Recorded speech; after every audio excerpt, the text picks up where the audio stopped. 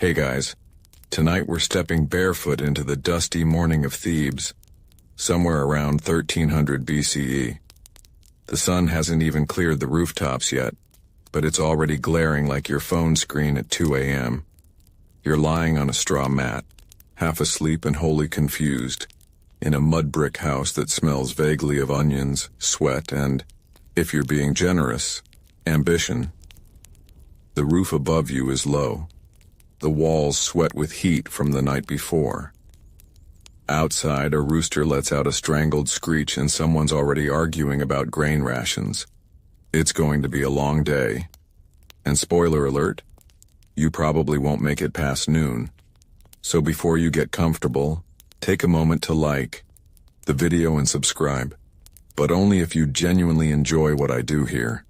And hey, drop a comment below with where you're watching from and what time it is. Now, dim the lights, maybe turn on a fan for that soft background hum, and let's ease into tonight's journey together. You wake up on your side, cheek pressed to the reed mat, dry tongue stuck to the roof of your mouth. You try to sit up only to find your back disagreeing loudly with the idea. There's no pillow, no blanket, just the thud of wooden sandals outside and the faint rattle of clay jars. Someone opens the door flap, more of a curtain really, and bright light floods in. You flinch. A hand tosses you a linen tunic the width of a dishcloth. It's slightly damp, smells of river water and old sun, and offers about as much privacy as a modern Instagram story. Welcome to a regular Egyptian morning. You step outside and immediately regret it. The dust gets between your toes. The air is dry as parchment and there's no breeze, only the low hum of flies. Across the alley, a man squats near a bucket muttering something about his hernia. A woman carrying a basket of bread glares at you like she's mentally measuring your worth in barley. The neighborhood is already alive. Chickens sprint across your feet. A mangy cat balances on a crumbling ledge. Children shout, run, and throw rocks at each other while adults pretend not to notice. You're handed a jug of weak beer and a chunk of flatbread that could double as roof tile.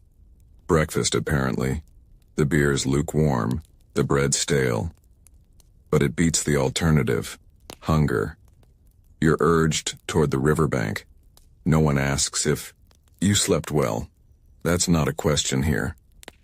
Sleep is a luxury, not a topic of conversation. As you walk, your tunic rides up awkwardly, and you're pretty sure half your back is exposed.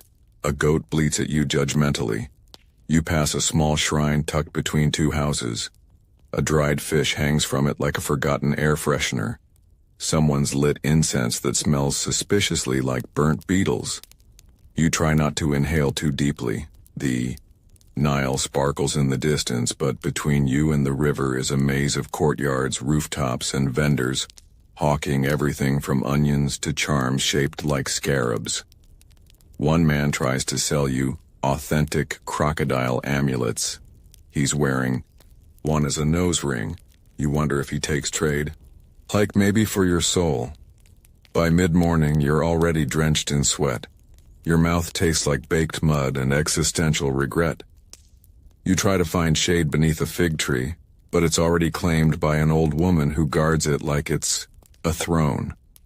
She eyes you, then mutters something that sounds like a curse or a recipe. A group of laborers passes carrying stone blocks the size of small bathtubs. They wear short kilts and expressions of eternal despair.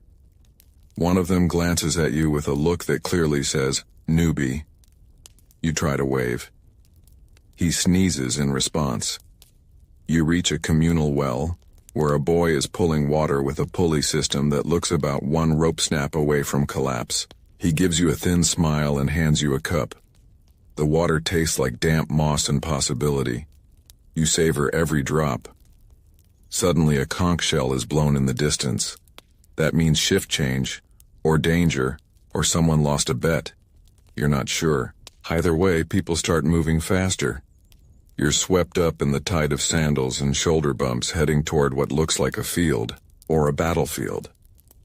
As you shuffle along, you overhear an elder say, "The pharaoh sneezed yesterday." The priests are still debating what it meant.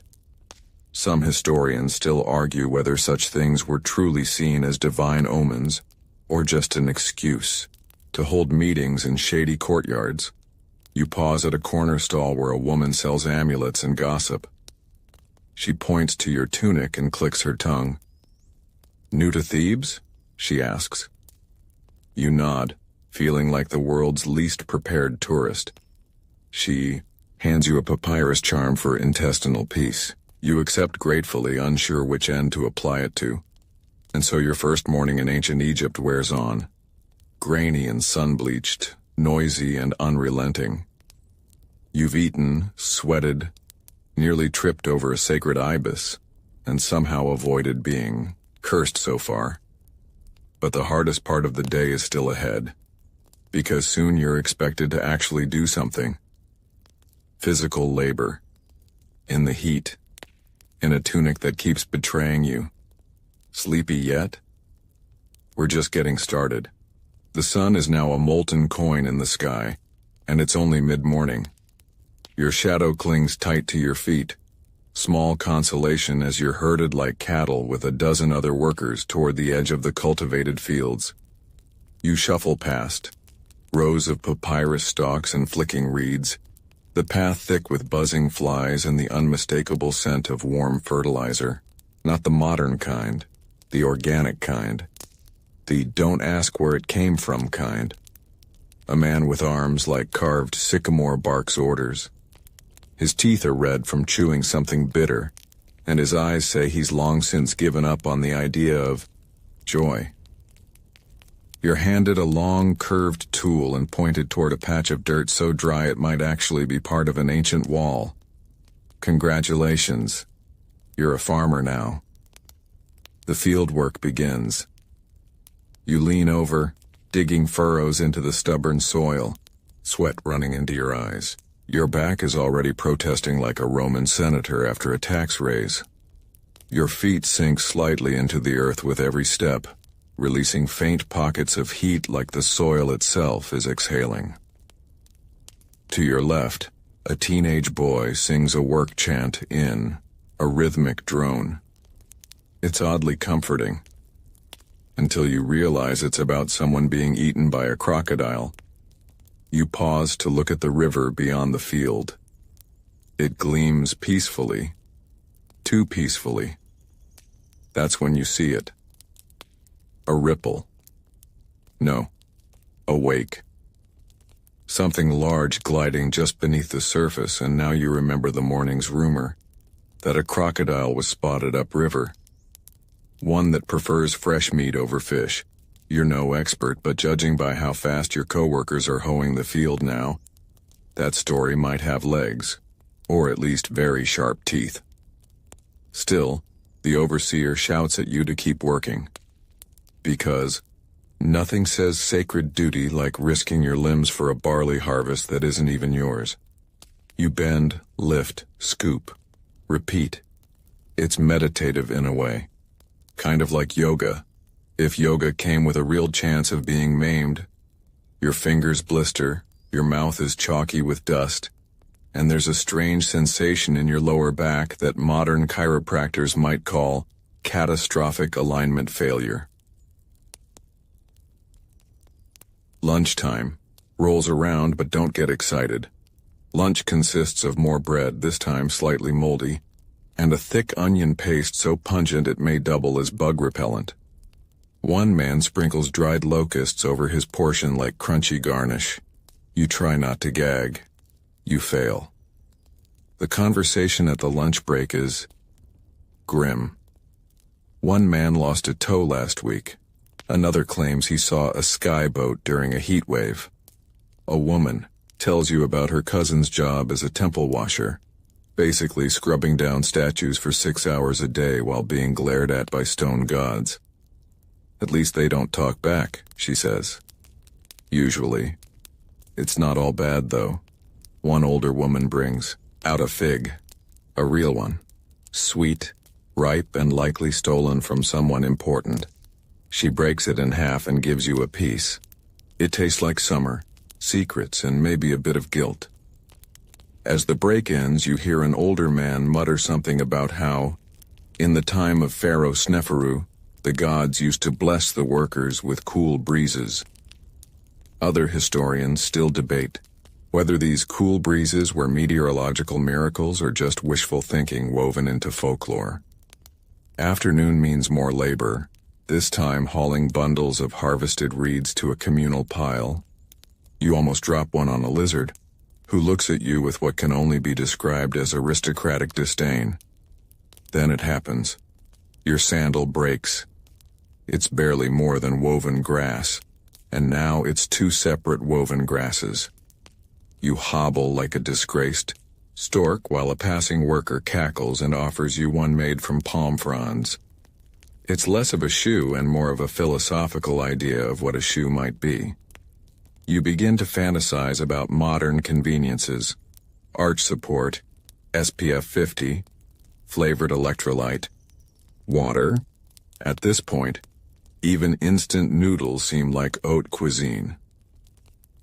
As the day crawls toward evening, you're sunburned in new places, your tongue feels like sandstone, and your knees are beginning to see the value in early retirement. A bell rings, high-pitched and metallic. Work's done. For now. You're allowed to stumble back to the village with the others. Some chatter about the moon festival next week. One woman swears a priest told her it will be an especially sacred full moon, though that same priest also sells protection spells shaped like hedgehogs. You drag yourself toward your dwelling. The path home is crowded with goats, carts, and someone loudly playing a flute while clearly not knowing how. And yet, despite the chaos, there's a golden light washing over everything. The Nile glitters like molten bronze. The palm trees rustle like they're applauding your effort not to faint. Somewhere someone laughs, a soft, honest laugh, rare as shade in this place. You made it through your first full workday. Barely. And tomorrow, you'll do it all again. Only this time, maybe with less blistering and more dignity. Maybe. Now close, your eyes. But not for too long, because the night in ancient Egypt holds its own surprises. And you, dear time traveler, are far from done. You wake before the sun. Not because you want to, of course. Who in their right mind would voluntarily rise in pitch-black silence? But because something is gently scraping at the reed mat where you sleep. You open your eyes to see two things. A mouse stealing the last of your onion paste and the faintest blue light curling in from the east. Morning has arrived. You stretch slowly, like an old hinge. Every part of you is sore. Your legs feel like papyrus stalks that have been left too long in the river. Your back, well, your back may now be eligible for its own offering in the Temple of Pain. Outside, the village stirs. Roosters crow. Someone somewhere is already yelling about stolen sandals. You step into the dusty street and nearly trip over a goat with absolutely no remorse in its eyes. Your mission today is a little different. You've been selected for a special errand. And you already know, anything with the word special in ancient Egypt usually means painful, humiliating, or likely to involve sand in places sand should not be. Your task? Escorting a delivery from the village to the temple granary. A short trip, they said. Easy work, they said. All you have to do is help carry sacks of grain. Avoid any corrupt scribes, dodge over-enthusiastic priests, and if possible, not drop anything and bring eternal shame to your family. So, naturally, you agree. Your traveling companion is a grumpy donkey who seems to be powered solely by resentment. The grain sacks are loaded across its back while you carry one yourself, because nothing says you're new here, like getting the short end of the labor stick. The road is dry and cracked.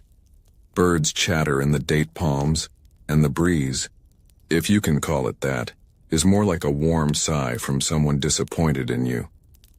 As you walk, you notice odd markings etched into a rock. Crude stick figures, spirals. What might be a rude gesture and... Wait, is that a map? A local boy passes by and laughs. That's from last year's granary race. The drunk workers made their own directions. He points off the main path. Shortcut, if you're brave. You are not brave. You stick to the main road. It leads. You passed a nobleman's villa. The walls are painted with scenes of servants fanning a reclining lord while musicians play, and trays of fruit float by on little reed boats. You stare for a moment too long. A guard eyes you. You wave awkwardly. He does not wave back. Eventually you reach the granary. It's larger than expected. Long mud brick halls, high arched ceilings, guarded by scribes who are, frankly, way too enthusiastic about recording things. You walk in and are immediately stopped. Name, village, grain amount, witnesses, favorite color. Okay, maybe not that last one, but it's starting to feel like the DMV of ancient Egypt. You hand over the sack, sweat soaking through your tunic. The scribe weighs it using stones and a balance scale. He frowns. He calls over another scribe. They argue. They look at you like you personally offended Thoth, god of wisdom. Apparently your grain sack is 2 handfuls short. 2 handfuls. You're pretty sure you saw a mouse nibbling at it earlier, but now is not the time to name names. They make you sign. A small clay tablet. Well, you press a stick into it and pray it looks official. One of them offers you a piece of date bread with a look that says, "Sorry, but also I don't care." Welcome to bureaucracy. As you leave, you pass a young priest who stops you with a question. Do you feel the balance of Mayat today? You blink. Mayat, the cosmic principle of order and justice, is something you're supposed to honor.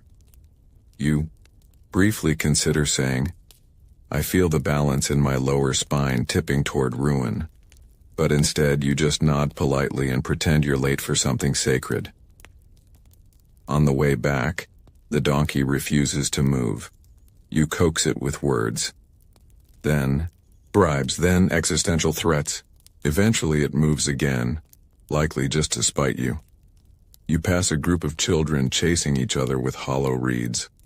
One of them stops and asks if you're a soldier. You say no. He looks disappointed and runs off yelling, he's just a grain guy. You sigh. By the time you make it home, your feet are the color of old clay and your hands smell faintly of donkey. You drink from a communal jar, which tastes slightly of herbs and regret. A woman offers you a fried fish wrapped in lotus leaf. You devour it without question. Then comes the gossip hour. Everyone sits around on low stools chatting about everything from grain theft to the temple cat, who now apparently has a cult following. One man insists the cat spoke to him. Another bets he'll be reborn as a dung beetle. Someone asks if you saw the temple's sun disk miracle this morning. You didn't. But some say Ra's light hit a statue's eye just so, and a beam danced down the temple floor, like a spirit. Historians still argue whether these stories were real phenomena, clever architecture, or just priests with a mirror and a flair for drama. You lay back as stars begin to flicker into view. The heat lifts slightly. The air smells of dry grass and distant incense. Somewhere, a flute plays, this one less offensively than yesterday. You survived another day. You didn't get eaten by a crocodile, accused of grain fraud, well, not fully, or crushed by a priest's ego. In ancient Egypt, that's called a win, and as your eyes close, the night stretches long and quiet around you, but not too quiet, because something is shifting just outside the village, something that walks on 2 legs but isn't quite human. But you'll worry about that tomorrow. The dream is warm at first.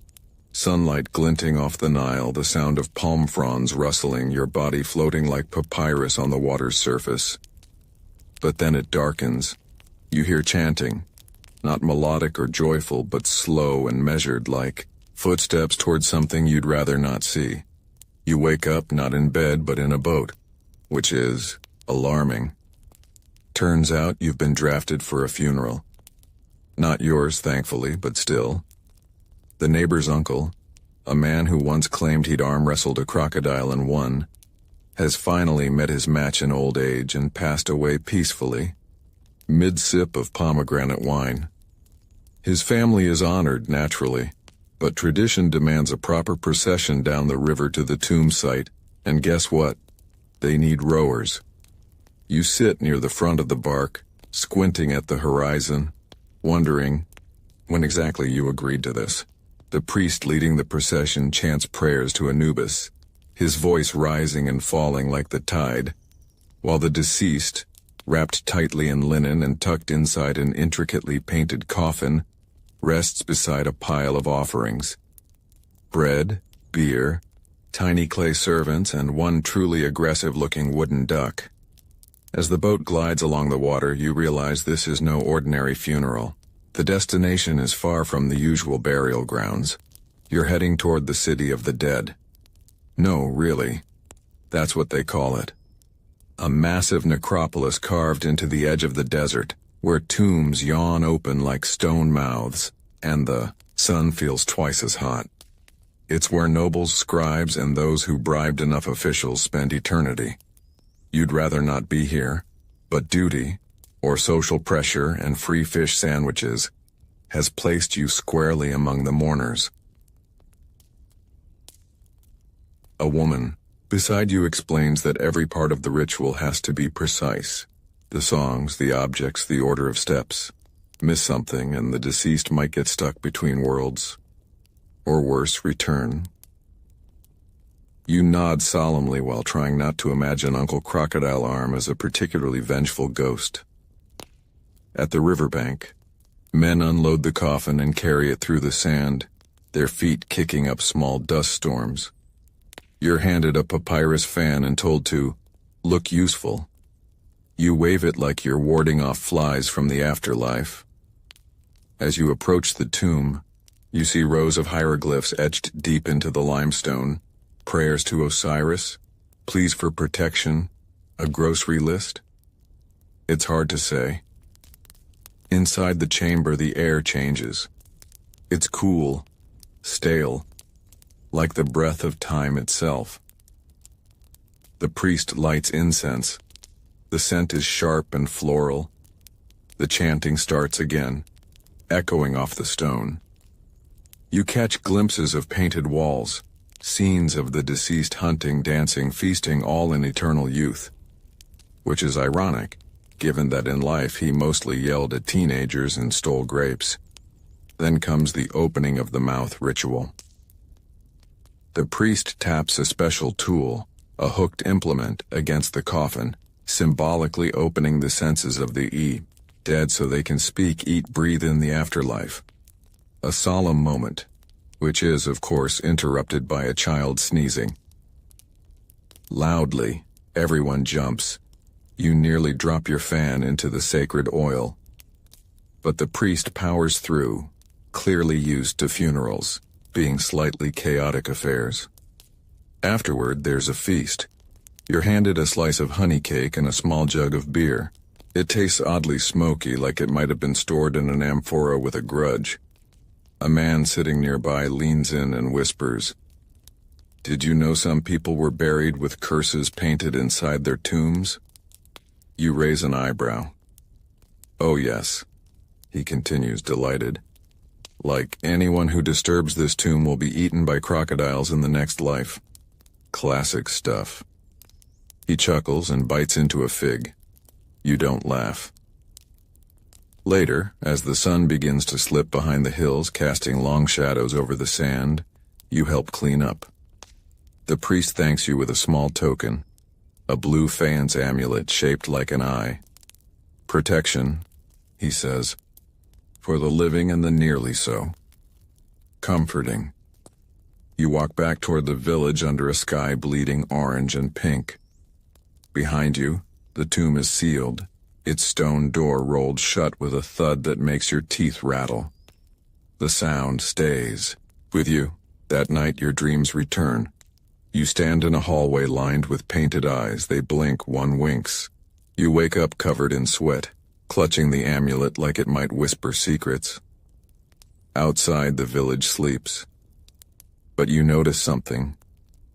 A figure at the edge of the palm grove. Just standing. Watching. Not moving. You blink. And it's gone.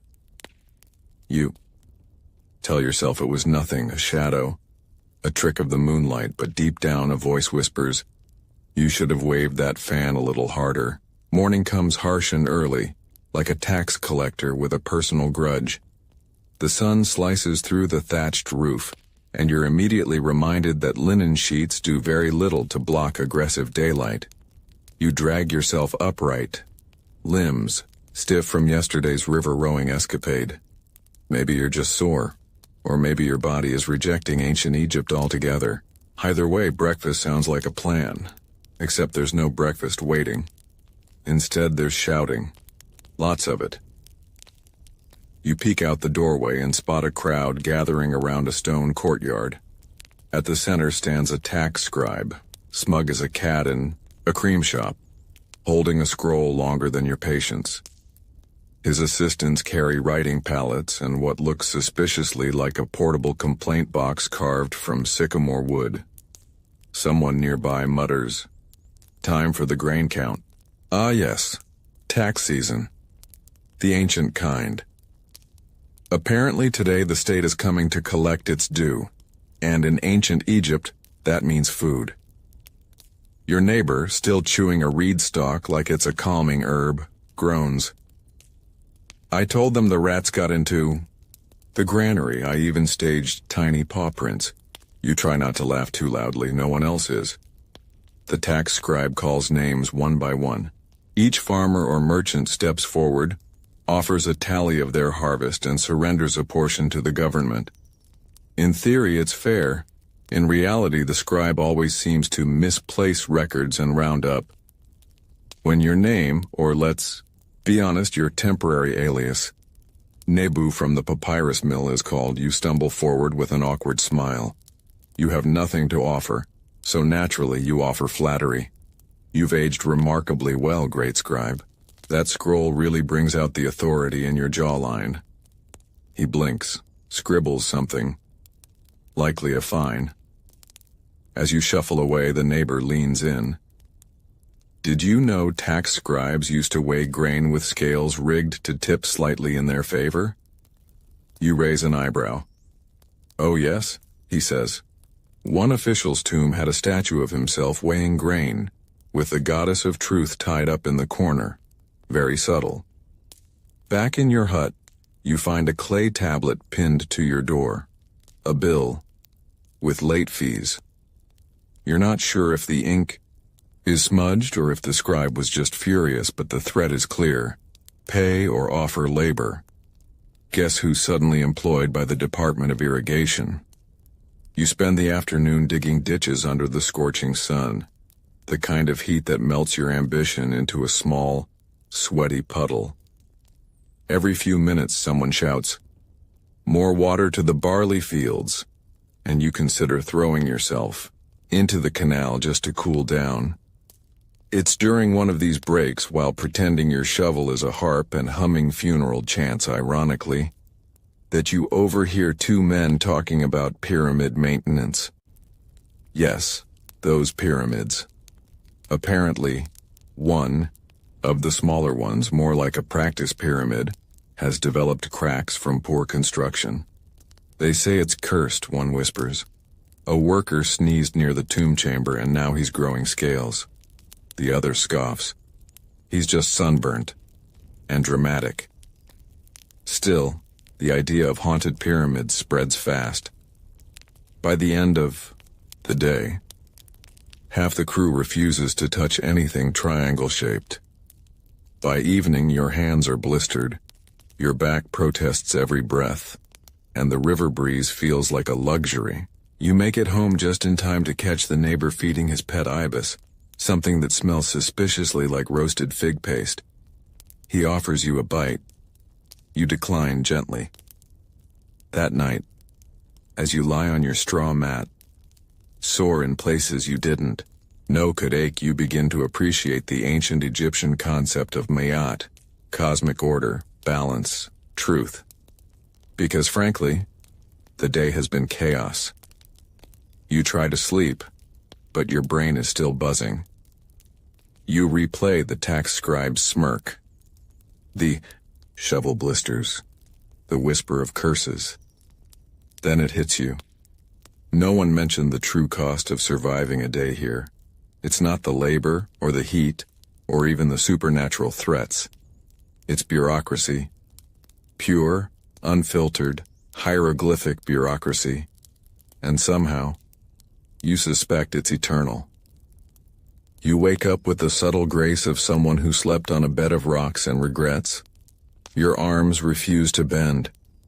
Your legs ache in places that suggest some past life vendetta against your current body. And your mouth tastes like someone snuck in during the night and replaced your tongue with parchment. Still, you're up. Because in ancient Egypt, sleeping in isn't just lazy, it's dangerous. The sun is already climbing and the streets outside are bustling with the sound of sandals slapping packed earth and the occasional donkey bray that sounds weirdly like a sarcastic cough. Today your assignment takes you somewhere new. The house of life. No, it's not a spa.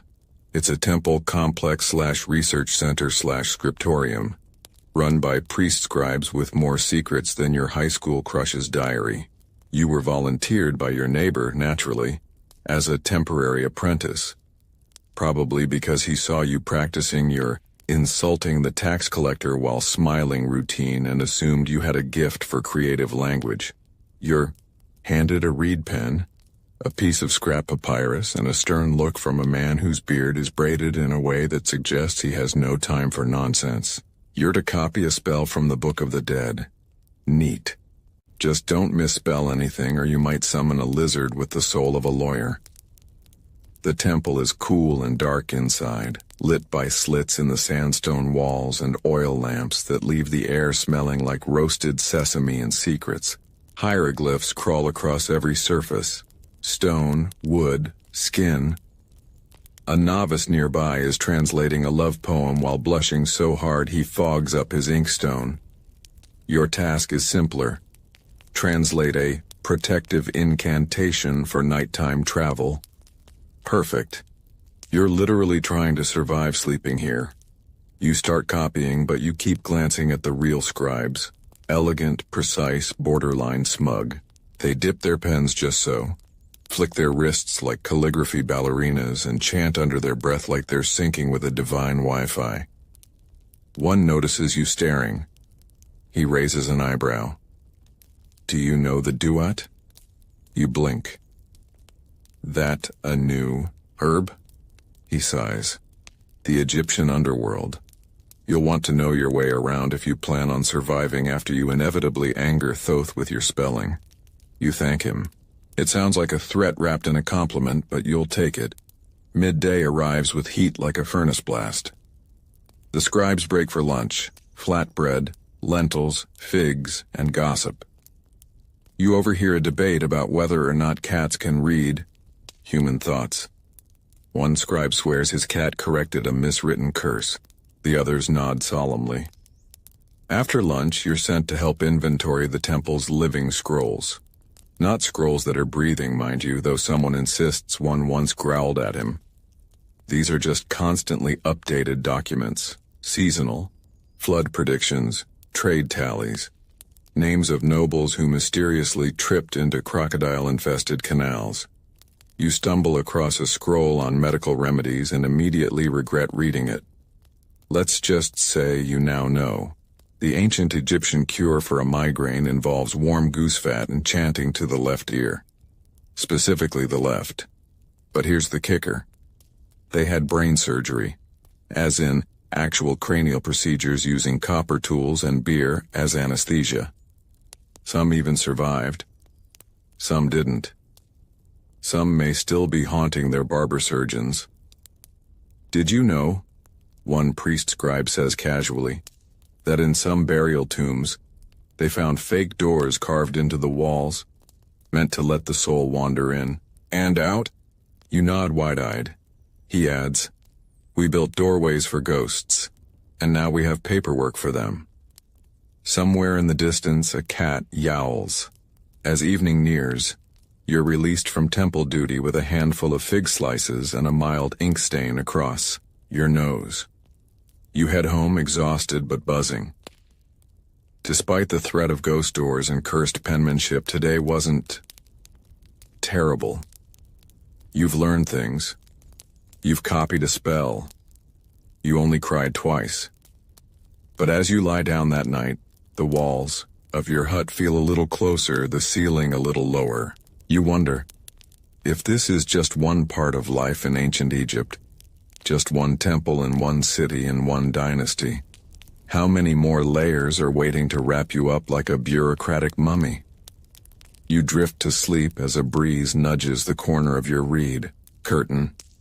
Somewhere in the distance, a priest whispers a prayer, or maybe it's just the neighbor snoring again.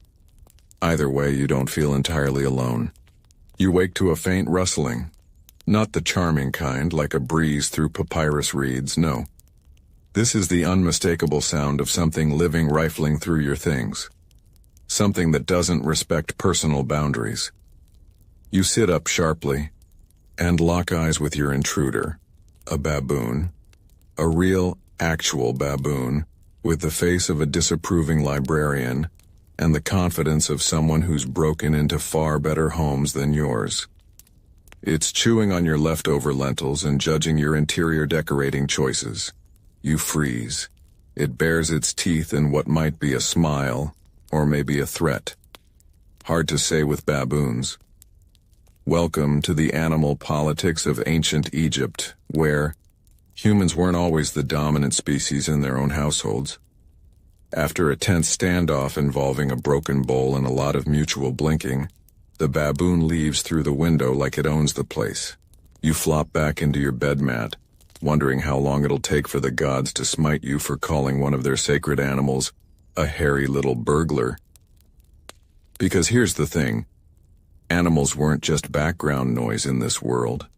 They were divine messengers, cosmic symbols, and occasionally, co-workers.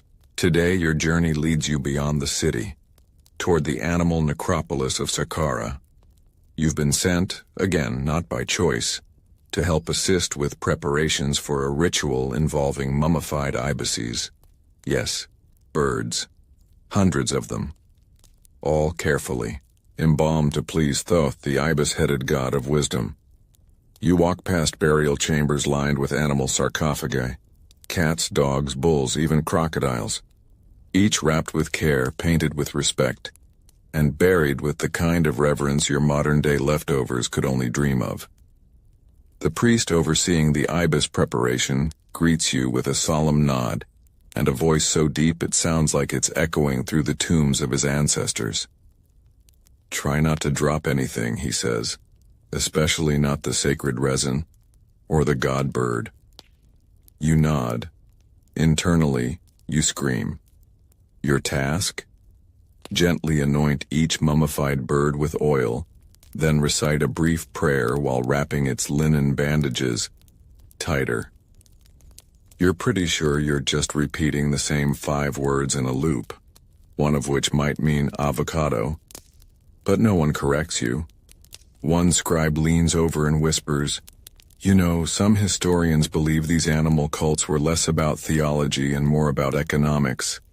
Massive animal cemeteries meant lots of jobs." You blink. So, birds as business plans? He grins. Feathers and faith, friend. As the day goes on, you start to notice the hierarchy. Cats get golden amulets, dogs get little tombs, crocodiles get entire temple wings. You suddenly feel very average. A young girl, clearly more practiced than you, wraps a falcon with swift fingers. She hums as she works. You ask if she believes the gods actually live inside these animals. She shrugs. Some do. Some just visit. Like the baboons. Ah yes. Your furry breakfast companion. Turns out baboons were sacred to Thoth too. Maybe he was trying to tell you something. Like, clean your floor. By the time you're done, your hands smell like cedar oil and burnt myrrh. Your back aches, your knees protest every movement, but your heart is oddly full. There's something humbling about this. Treating even a creature most people wouldn't look twice at today, with such profound respect. As the sun dips low and paints the desert in molten gold, you're offered a final task. Carry a bundle of offerings, milk, honey, a chunk of meat no one identifies, to a small altar guarded by a statue of Anubis. The priest beside you says, quietly, some say Anubis walks at night, ensuring each animal's soul reaches the afterlife. You nod, and your eyes scan the sand, half expecting paw prints that vanish into nothing. Later, as you return to your hut, you pass a woman scolding a monkey for stealing her laundry, and a boy leaving a fish at a shrine shaped like a cat. The animal kingdom doesn't just exist here, it reigns, with claws, feathers, teeth, and blessings. That night you lay on your mat and hear the skitter of tiny feet on the roof, probably mice or tiny gods. Either way, you whisper a quick apology to anything that might be listening, just in case. You dream of feathers, amber eyes, and a baboon, in a priest's robe giving a lecture on incense ratios. And oddly enough, it all makes sense. At least until the rooster gods start singing. Morning slaps you awake with the subtlety of a camel's sneeze. The air is already thick with the smell of sun-baked limestone and dung. Earthy, unrepentant, and absolutely not the gentle lavender aroma your overpriced modern diffuser promised. You sit up bleary-eyed, only to realize someone has stolen your sandals. Again. You mutter something that might offend at least 3 gods and start your day barefoot, which is fitting because today you're headed somewhere sandals fear to tread. The ancient Egyptian courtroom. Yes, justice in ancient Egypt. You'd think a civilization obsessed with cosmic balance, feathers of truth and moral purity would have gentle legal proceedings, right? You'd be adorably wrong. You're summoned as a witness for a case involving a stolen loaf of barley bread, a disgruntled neighbor, and a goat that may or may not have been bribed. Don't ask. You walk into the local court, a dusty open-air structure with columns that lean slightly as though even they're tired of the drama. At the center sits the judge, a stern priest scribe with ink-stained fingers and the permanent expression of someone who's heard far too many lies about missing bread. There's no jury, no lawyer, just shouting, lots of shouting. The accuser, a wiry man with a spectacular unibrow, claims the defendant stole his offering bread during the festival of Wadi. The defendant, sweating like a sinner in a sun temple, insists he found the bread on the ground and took it as a divine sign. The gods wanted me to eat, he declares. The judge raises an eyebrow so slowly it feels like a weather event. You're asked to testify. You shuffle forward, trying not to step on the goat, who is inexplicably chewing on papyrus. You admit you saw someone take the bread, but you were busy chasing your sandals at the time and can't confirm who. A scribe nearby sighs and mutters, "This will go in the daily record scroll." Again, the goat sneezes. Despite the chaos, the trial ends swiftly. No endless appeals, no courtroom dramas. The priest gives both men a side eye capable of curdling milk, finds them each a portion of grain, and instructs them to work together rebuilding a crumbled canal wall as penance. Harsh? Maybe. But practical. You learn that in Egypt, justice wasn't just about punishment. It was about ma'at, order, balance, cosmic harmony. You don't just fix what's broken, you restore the flow of the world, even if it means pairing sworn enemies to dig mud together in the noon sun. Later that afternoon, you're sent to deliver court notices. On foot, of course. You pass by homes made of sun-dried brick, kids playing with clay dolls, and a grandmother yelling at a chicken. One notice is for a woman accused of mislabeling fish at the market. Another is for a farmer whose ox wandered into a temple garden and blasphemed by relieving itself near a statue. Apparently, even bovine disrespect has consequences. You return to court just in time to witness a case involving a stolen wig. Yes, a wig. Wigs were status symbols, carefully perfumed, beautifully styled, and hot enough to turn your scalp into a festival of sweat. The accused says he thought it was a mop. The courtroom erupts. You stifle a laugh and earn a glare from the judge. One old scribe leans over to you and murmurs, "Some historians still debate whether judges could really be impartial or if they bent toward the wealthy, but most people believed in Ma'at." Even if Ma'at sometimes showed up late, you nod. It's all absurd but strangely elegant. Punishments that fit the crime, reparation over retribution, and an unshakable belief that chaos, isfet, must be tamed. One goat bribery at a time. As the sun starts to dip, casting long shadows over the court, the final case involves a dispute over canal rights. Land and water were lifelines here, and the arguments turn sharp. You feel the tension crackle in the air like dry reeds in fire season. But again, the judge leans back, considers, and offers a solution that no one likes but everyone accepts. The balance is maintained. You walk home through the growing dusk, feeling like you've glimpsed the gears inside the ancient world's grand clockwork. Justice isn't clean or easy. It's sweaty, loud, occasionally ridiculous. But somehow, it works. At your door, your sandals await you. Damp, slightly chewed, but returned. You look around. The goat is watching you. You nod in respect. Perhaps today the goat was justice. Tonight you're sleeping by the river, not by choice. The Nile whispers as it flows, carrying silt and secrets through the moonlit reeds.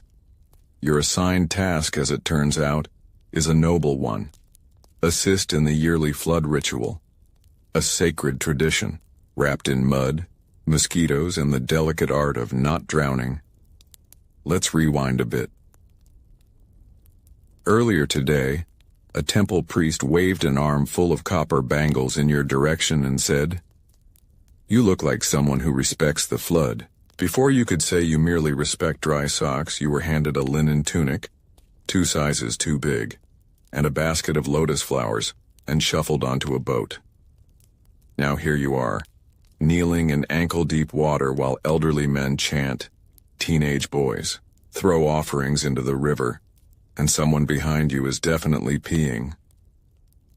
Welcome to the festival of Hapi, god of the Nile's inundation. Every year the river would rise, turning parched earth into fertile fields. If it didn't flood, famine. If it flooded too much, also famine plus drowning. This annual balancing act made the Nile more influential than even the most ambitious pharaoh. You glance over and see children tossing carved wooden hippos into the current. One has a tiny reed crown. It sinks dramatically. Someone starts singing, an off-key hymn. Another guy is trying to light incense in the wind, failing repeatedly and cursing creatively. Your job, apparently, is to toss lotus petals and whisper blessings. You do it with the reverence of someone who doesn't want to offend any river gods or become an ironic cautionary tale. Still, it's hard not to feel awe. The stars stretch endlessly above. The air is warm and sticky with river breath, and everything smells like wet soil and dreams. Somewhere nearby, someone's goat is trying to eat an offering.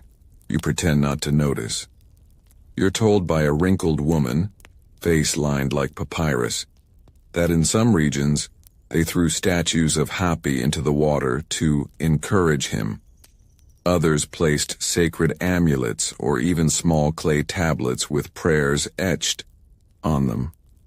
There's even whispered talk of human sacrifices in very ancient times. But don't worry, she adds.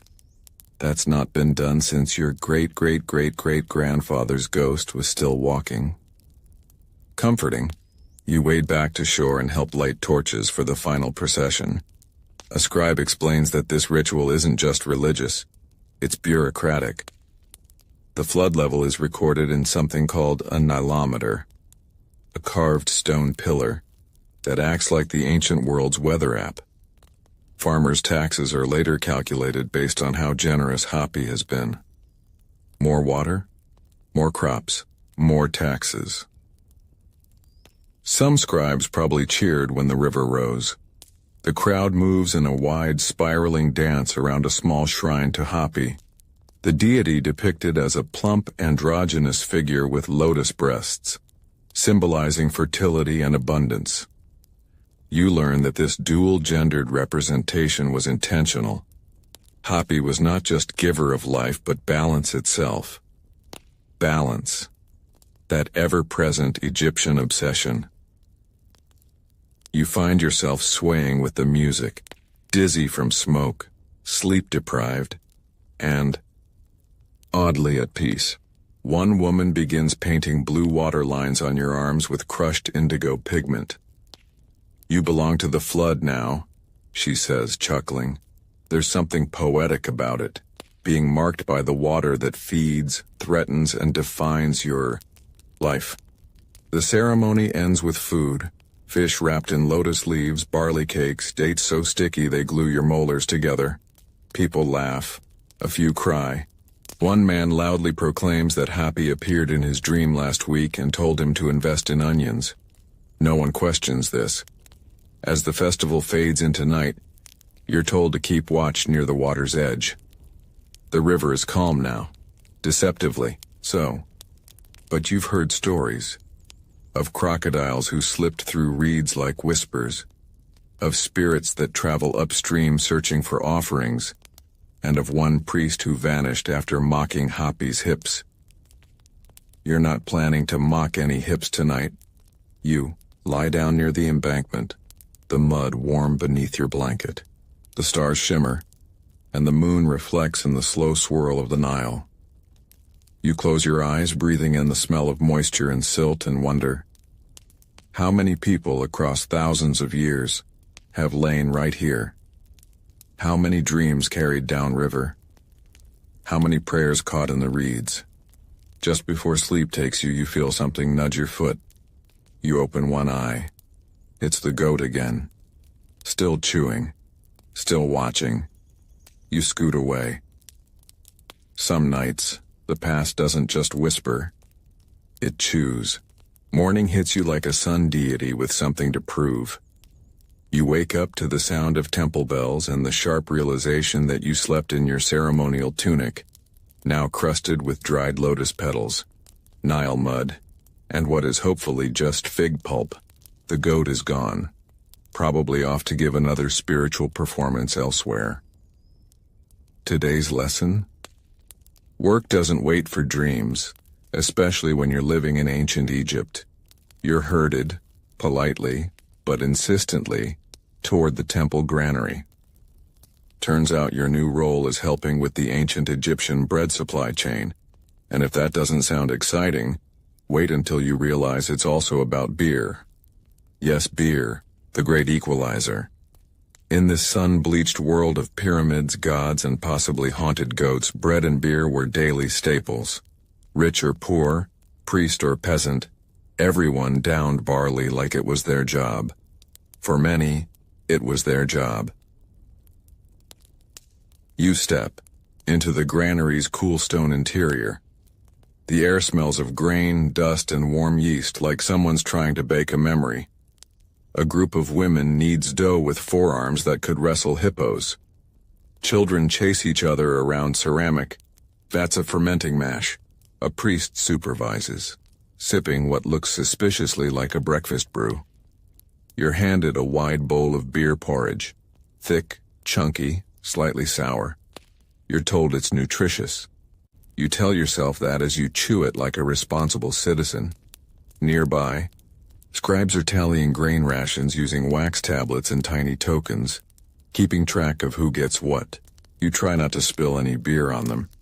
They don't look like they'd forgive easily. Later, someone brings you to a treading pit where women stomp barley into mash with their bare feet, singing rhythmically. You're invited to join. After 3 seconds, you're invited to stop.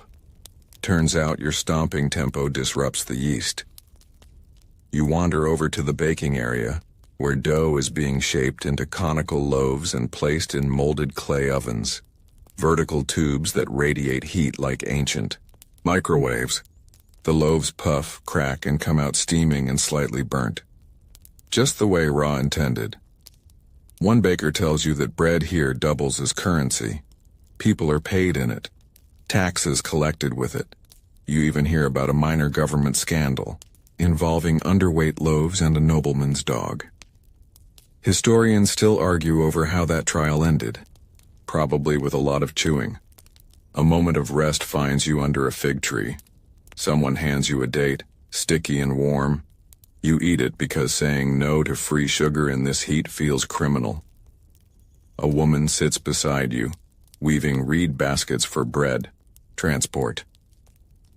She explains the hierarchy of bread, daily loaves for workers, sweetened fig bread for priests, and fancy honeyed versions for the afterlife. Yes, even mummies got carbs. You glance at the sun climbing above the horizon, hot and arrogant. There's no escape from it, not in these flat fields stretching toward the river. A vendor walks by, yelling about papyrus-wrapped barley cakes like a street food prophet. You buy one. You regret nothing. Suddenly, a messenger runs into the courtyard, breathless and wide-eyed. The granary scribe has fainted, someone shouts. Everyone looks at you. You helped with the scrolls last night, right? Before you can protest, you're dragged into a chamber filled with stone shelves and reed pens. You're now the assistant scribe, a title that sounds prestigious until you realize it involves moving heavy record jars and calming panicked accountants. Someone hands you a tally sheet with grain numbers scratched on it like a chicken did the bookkeeping. Another person asks you how many loaves can be made from 20 sacks of barley. You make a guess that sounds confident. No one questions you. That's how careers start, apparently. By dusk, you've somehow survived being baker, brewer, and bureaucrat. Your arms ache. Your robe smells like toasted sourdough. But as the city winds down and incense drifts lazily from temple windows, you feel oddly satisfied. You sit near the bread ovens as they cool, embers glowing like sleepy fireflies. A priest walks by and pats your shoulder. Not bad for a first-timer, he says. Most faint before noon. You're honored, slightly insulted, mostly exhausted. As the stars prick through the indigo sky and the Nile hums its lullaby, you stretch out on a bundle of soft reed mats, stomach full of bread, brain full of numbers.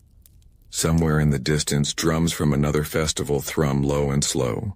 You wonder if they're celebrating something else now. Maybe the goddess Tenenet, protector of childbirth and brewing. Or maybe it's just an excuse to dance. You don't care. You're already drifting off. In your dreams, you chase a runaway, loaf through a market square shouting fractions and tripping over amphorae. It's oddly relaxing. Welcome to ancient Egypt, where even dreams require inventory control. You wake up tangled in reed mats and dreams of runaway bread. There's something calming about the rhythm of this place, even if that rhythm includes being jolted awake by the bleating of a goat wearing a ceremonial collar again. You don't know if it's the same goat, but it winks at you like it knows something. You decide not to ask. Today you're pulled, politely, always politely, into the world of ancient Egyptian medicine. And no, you don't get a choice.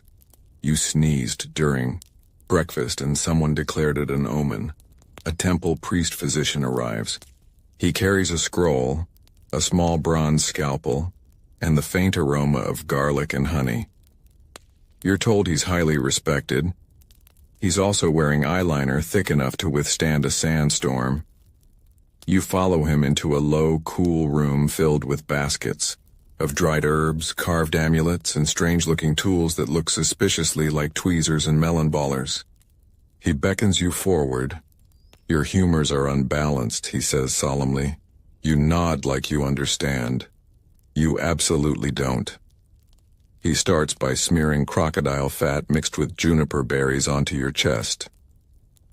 For balance, he explains. It smells like a scented candle gone rogue. Then he recites a spell to Sekhmet, the lion-headed goddess of healing and vengeance. You're not sure if she distinguishes between the two. He offers you a small cake that tastes like dried onions and chalk. Liver support, he says. You ask what's in it. He says, don't worry, which, as always, is deeply worrying. Woman enters the room with a scroll of diagnoses from dreams. You apparently dreamed of running, so she concludes you have a fever of the blood. The cure? Sitting in cold water while someone chants about hippopotamus gods. You comply, mostly out of curiosity. The water is chilly and dark, with papyrus reeds tickling your knees. Somewhere nearby, a scribe scribbles down your shivering. For the records, he says. You don't ask which records. Back inside, a small boy is being treated for toothache by being made to chew on powdered amethyst and honey. A man with a dislocated shoulder is offered fermented barley and told to look at the moon. You're honestly not sure which part is the treatment, but some of it does make sense.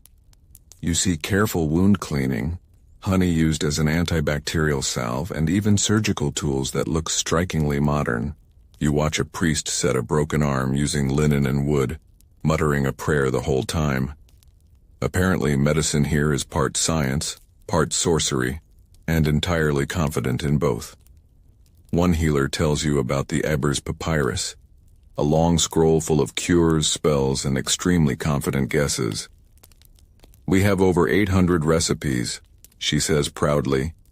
You ask how many of them involve crocodile dung. She blinks. Fewer than you'd think. Outside the clinic, you see a woman giving birth, surrounded by attendants who chant, wave incense, and hand her a goddess figurine to hold.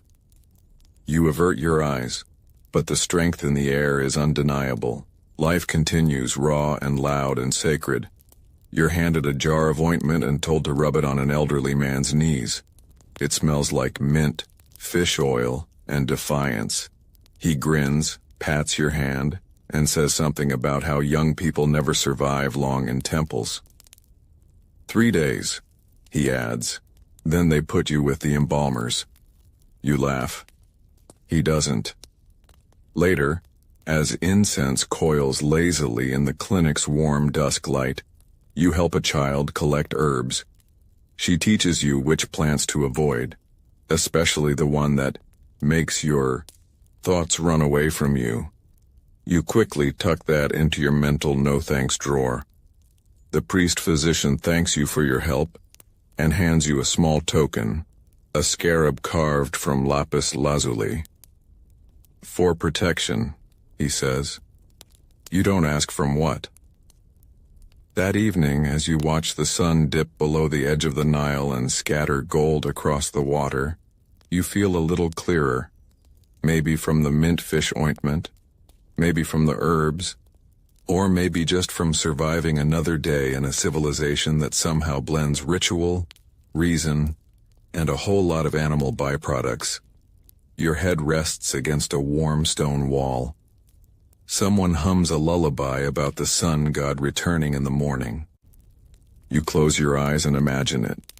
The giant bark of Ra sailing through the underworld, fighting serpents of chaos, also that dawn can arrive like always. You feel safe, or at least supervised. Tomorrow, who knows? You could be hauling blocks, near the pyramids or helping embalm a royal cat. But tonight, you rest.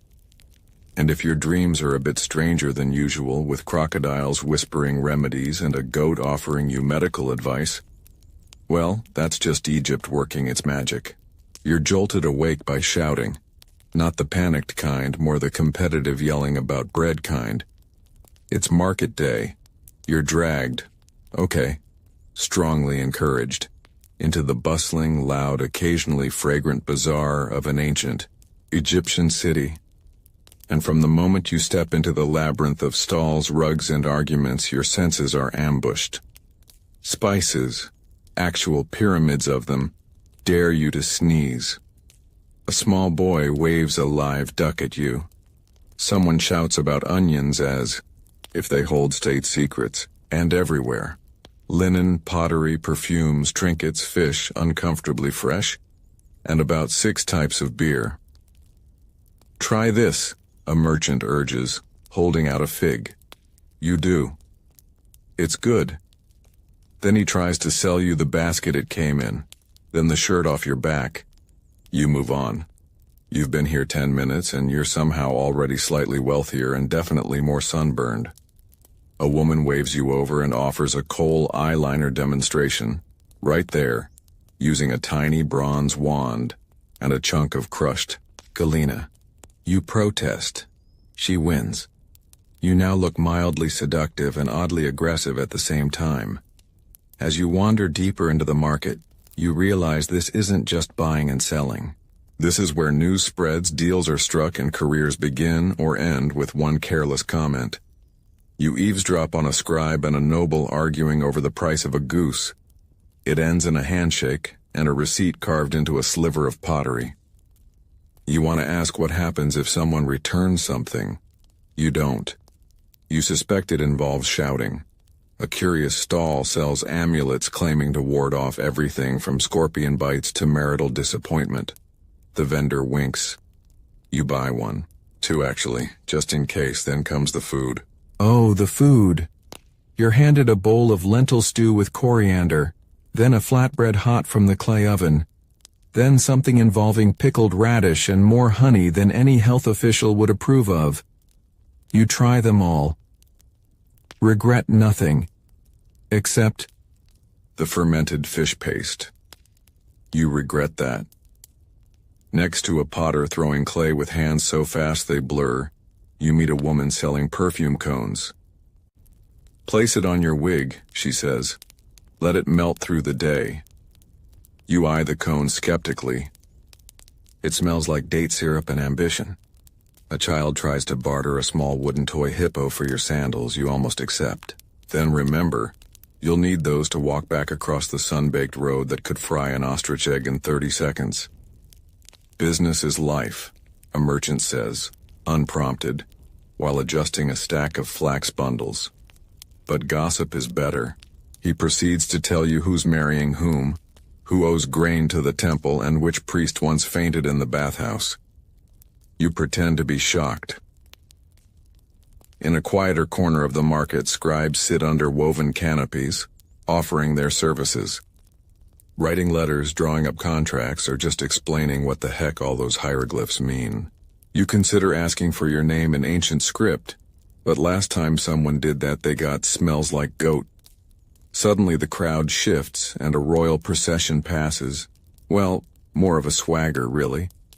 A minor noble with too much jewelry and not enough humility tosses coins to the crowd. One hits your shoulder, you pocket it. It feels like compensation. Nearby, a priest blesses a stall selling fertility charms. His assistant drops a tray of them and mutters a curse that almost certainly voids the blessing. You notice a man with a trained monkey performing tricks. The monkey wears a tiny wig and seems better dressed than you. You try not to take it personally. Later, as the sun leans west and the dust softens into a golden haze, music begins. Lutes and flutes clapping and the occasional very off-key vocal. You sway slightly. It could be the rhythm. It could be the honey beer. A woman teaches you how to tell if a loaf of bread was baked by a priestess or a tax collector. You're not sure why that matters, but she's passionate. You nod wisely and take notes in your head. Then, as quickly as it began, the market starts to fold up. Baskets are carried off. Goods covered with cloth. Gossip saved for tomorrow. You sit on a low stone full of starch and stories, watching the last merchant sweep dust into the street like it owes them money. Your legs ache. Your arms are full of questionable purchases. You smell like coriander and cooked lamb. But something about the rhythm of trade, the low hum of voices, and the way the sun touched everything with a little gold, it all made sense. You survived the market. Barely. And somewhere in your pocket, a tiny wooden scarab rattles, promising, what? Good luck? Digestive peace? You're not sure. But it's enough. You close your eyes. The monkey waves goodbye. You're awoken again. Not by shouts this time, but by a rhythmic thumping. Dull, steady. Like someone politely hammering the earth. You follow the sound, barefoot and bleary, through a maze of reed fences and low clay walls, until you reach a scene that feels ancient even by ancient Egypt standards. You found the construction site of a temple, or maybe a tomb, or maybe both. It's hard to tell because everything here seems to double as something else. A wall is a calendar, a column is a prayer, a paintbrush is a political tool, and in the middle of it all, laborers, hundreds of them, not slaves. Oh no, that's a common misconception. These are state workers, paid in bread, beer, and the warm satisfaction of hauling granite blocks under a sky that could burn your eyebrows off. A foreman yells something about alignment.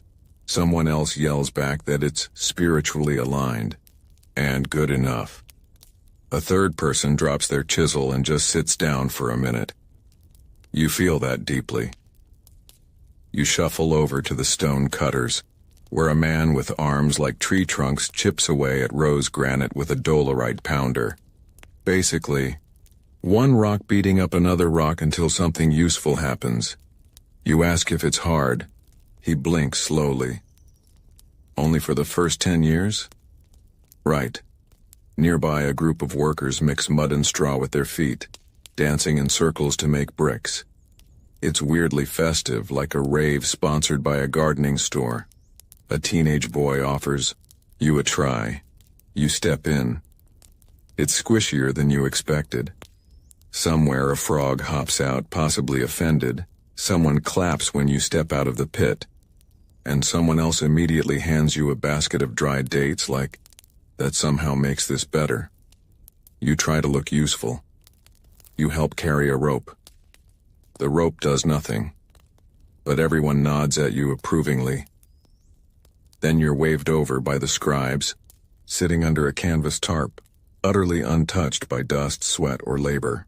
They're cataloging every brick, every tool, every lunch break. One of them is doodling a cat in the margins, of course he is. Documentation, one says with gravitas, is the backbone of legacy. You nod like you agree. You have no idea what he means. Then comes a procession. Not royal, but religious. A group of priests in linen robes carry incense, chanting in slow tones. They pass by the workers, sprinkling oils and muttering blessings to ensure the stones remain sacred. And don't fall on anyone important. You're told that before certain blocks are laid, a sacrifice is made. Not of a person, thank the gods, but a goose or some bread. Or even just a whispered spell. The point is, these buildings aren't just architecture. They're spiritual, circuitry. A worker hands you a plummet level, a piece of string with a stone on the end, and shows you how they align giant walls with frightening precision. No lasers, no GPS, just sun, stars, and a stubborn refusal to accept that good.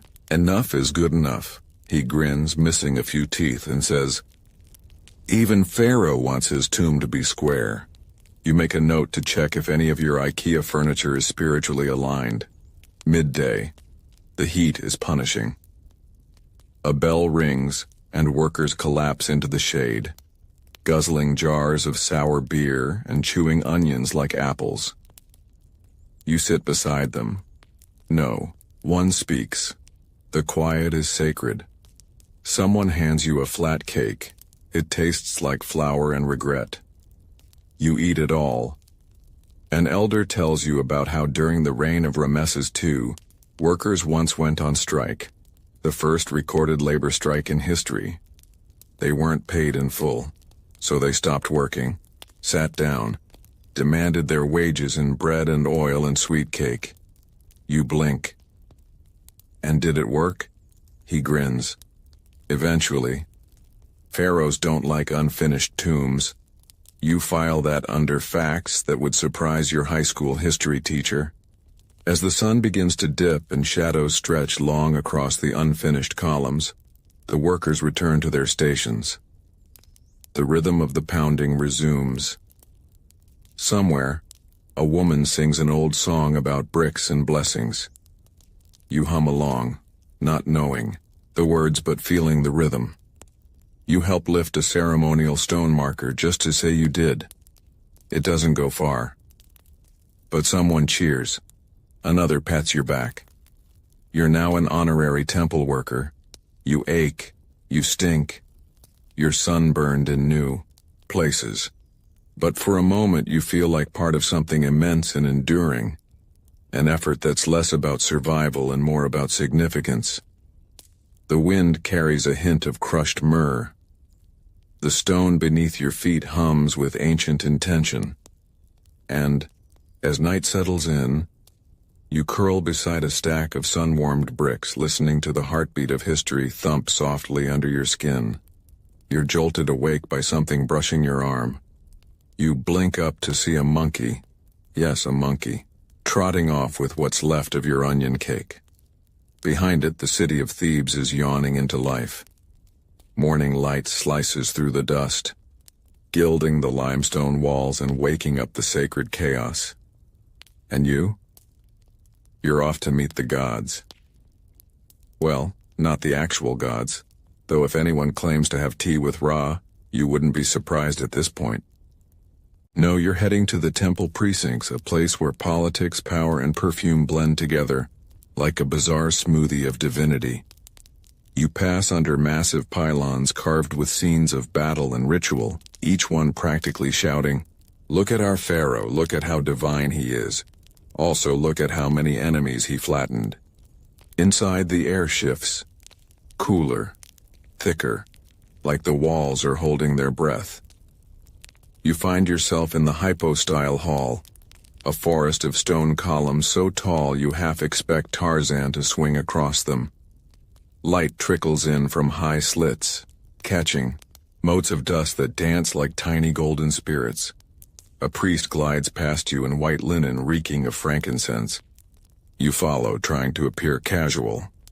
He pauses at a statue of Horus and begins a ritual. No audience, no applause. Just incense, muttered incantations, and the precise pouring of water. You're told this happens every day, sometimes multiple times. They bathe the gods, dress the gods, feed the gods. You whisper, "What do the gods eat?" Someone replies, "Whatever the high priest can afford today." You walk deeper into the complex where access is limited. Commoners aren't allowed here, but you're a time traveler with questionable boundaries, so in you go. You find a chamber with murals of the afterlife, fields of reeds, lakes of fire, giant serpents, and a judgment scene featuring a scale and a very judgmental jackal-headed man. This is the weighing of the heart, where your soul stands trial against the feather of Ma'at. Too heavy? You get eaten by a crocodile-lion-hippo thing called Amit. You mutter, "That seems fair." Someone next to you, maybe a temple scribe, maybe just a guy who likes murals, nods solemnly. Most hearts fail the test. Too many bad thoughts, too many skipped offerings. You think back to your own life. That time you kept your neighbor's Amazon package. That time you said you'd show up and didn't. Yeah, Amit's looking pretty hungry. You stumble outside into a courtyard where a ceremony is underway. Musicians pluck lyres, flutes echo around the stone, and dancers in gold-tipped wigs move, with slow, deliberate grace. You can't tell if this is a celebration or a negotiation with the divine, and honestly, neither can they. A priestess smears something cool and fragrant on your forehead. Myrrh and honey and maybe crushed lotus? Hard to say, but it smells expensive. A boy offers you a clay cup of something. You sip.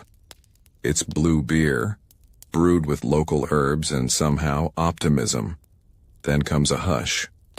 The statue of Amun is being carried out, draped in gold, polished like it's going to prom. This only happens during major festivals when the god is said to see the world by boat. The procession begins. The statue is loaded onto a sacred bark, an enormous wooden vessel with a face carved on its prow. Priests lift it with ropes and poles, swaying like a moving altar. You follow the crowd down to the riverbank. A long, low boat awaits.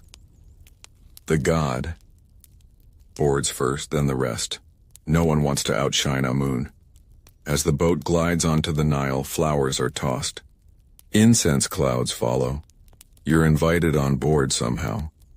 You try to act like this is normal. On the boat, the world feels slow. Time stretches. The Nile murmurs. Papyrus waves from the banks. Someone plays a harp. Someone else naps, which seems like the most sacred act of all. A priest tells you that these processions serve many purposes: religious renewal, public spectacle, and, perhaps most critically, a show of power. A reminder that even the gods need boat rides and attention. You watch the banks drift by. Farmers wave, children yell and splash, old women throw kisses toward the statue. Eventually, the boat docks near a smaller temple. Offerings are made: bread, wine, duck, figs, all laid out in neat little rows. The god is left to rest while the humans celebrate nearby. There's music. There's storytelling. There's something very much like a dance-off. Someone asks you to join. You attempt a move that vaguely resembles interpretive wriggling. They cheer. Someone hands you more beer. It's now green. That's probably fine. As the sun dips low, the bark returns. A quiet, reverent journey back upriver, the god having been properly paraded and hopefully pleased. You help carry some flowers. A child falls asleep on your lap. The breeze is warm. The river hums lullabies in an ancient tongue. And as you walk back toward the temple, dusk wrapping the city in violet shadows, you can't help but feel something stir. Maybe reverence, maybe indigestion, maybe both. But mostly, a strange peace. Because even in this world of endless heat, mercurial gods and crocodile-themed justice systems, there's rhythm, there's ritual, there's beauty. You reach your straw mat under a fig tree. Tonight the gods can have their golden boats. You'll take a quiet patch of earth, a cool breeze off the Nile, and dreams that float like papyrus leaves into a starlit sky. Breeze shifts again, cooler now as if the Nile itself has sighed. You're not sure how long you've been lying under this fig tree, but the stars have come out in full bloom above Thebes. Around you, the city hushes. The distant sound of drums fades, replaced by soft laughter, murmured prayers, and the gentle flap of linen hanging from windows. You sit up, brush off a fig that tried to nest in your hair, and glance back toward the temple district. It glows faintly, the last of the incense curling like ghostly script into the air. But tonight, you won't be sleeping here. You've been invited somewhere rarer, inside a noble's home. Not just any noble. A high official whose house is so extravagant, even the cats have better pillows than you do.